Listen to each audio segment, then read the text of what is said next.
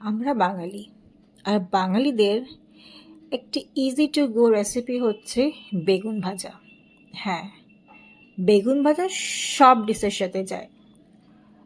সকালবেলায় রুটি এবং বেগুন ভাজা অ্যাজ জলখাবার, লাঞ্চে গরম গরম ভাত দিয়ে ঘি দিয়ে বেগুন ভাজা, বা লুচি বা পরোটা দিয়েও বেগুন ভাজা দারুণ লাগে।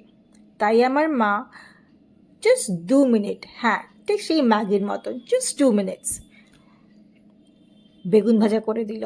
জাস্ট 2 মিনিটসে বেগুনটাতে হলুদ, নুন আর হালকা একটু চিনি দিয়ে কড়ায় তেল দিয়ে বেগুনটা ভেজে দিল, আর ব্যাস 2 মিনিটে বেগুন ভাজাটা রেডি হয়ে গেল। আর আমি দুপুরবেলা গরম গরম ভাতের সাথে ঘি দিয়ে চটপট লাঞ্চটা সেরে নিলাম। কেমন লাগলো আমার দুপুরের লাঞ্চটা আমি ফিডব্যাকে জানিয়ে দেবো। টিল দেন, গুড বাই, ভালো থাকুন, সুস্থ থাকুন।